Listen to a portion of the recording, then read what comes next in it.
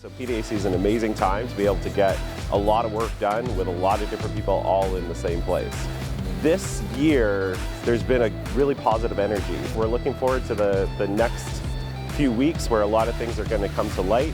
Really exciting time right now with everything happening, and yeah, it was a really good week.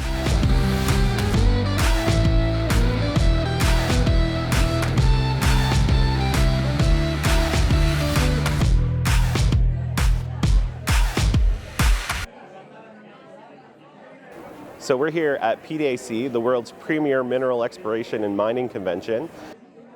What's here is basically a series of service providers, government officials from all over the world. You have companies that are basically telling their story and showing everything. We have investors. It's a really big conference where everybody in mining comes together, and that's where we've been this week. We're on the last day. It's a little bit quieter today, which is nice and why we're filming today. But the overall energy has been super positive. There's a great outlook, especially with everything involving critical minerals and the tariffs and things like that are happening, in that the importance of mining in almost the primary reason why these things are happening. Some of the government officials that were here, we actually had Doug Ford come and do a big talk about the Ring of Fire and that they're really focusing on getting these minerals front and center. It seems to be that these tariffs are really surrounding critical minerals and mining in general, and we see as an industry how important we are to that and solving that issue. And so there's big support from government at this point in time. We understand the value of what we're going to be doing as a mineral exploration company, and it's to fill that pipeline for those critical minerals to supply those needs of the Western world, of Canada. And so it's really exciting that we're all part of that. The industry here in general is really feeling that positive energy and that chance to really help out in these really tough times. We had a lot of really good meetings with different companies. Got to talk with Agnico, who's our closest and biggest neighbor.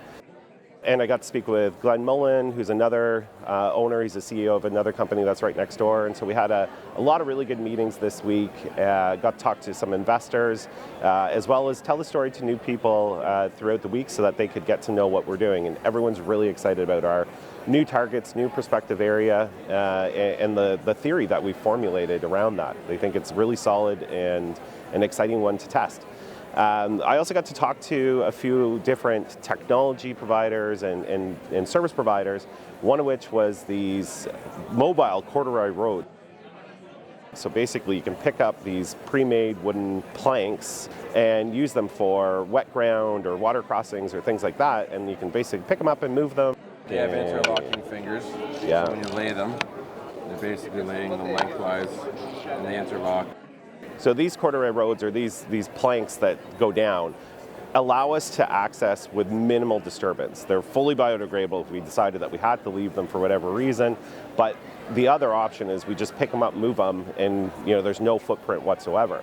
This can support the weight of a D6 dozer, and so that means that we can use full diamond drilling going over these corduroy roads and getting access to the interior of our property where we might have a little bit of extra swamp or wetness without any disturbance. The other one that we saw was a very mobile drill. And so basically this one is on a trailer, able to be pulled by an ATV or a skidoo. You can put it on tracks, you can use wheels. It has a core drill bit, it also has an auger drill bit, so you can do till sampling with it. And so it's a really neat tech that fills a niche that currently is being missed. And so it could allow for some really broad testing using a drill bit for a really low cost. And so that was one of the coolest techs that I took from the show this time. Overall, really great week, lots of positive meetings, lots of exciting things to look forward to. So over the next couple of weeks, there'll be a lot of things that are going to come together. The permits are almost done. Had some really good meetings with Matachewan and Beaver House, and so those are going to get wrapped up. And finally, we got the remainder of the funding for our OJIP, and so we had an extra $140,000 come into the bank account because of all that great work that we did last year. So happy to share that, happy to share the update, and yeah, we'll see you next week.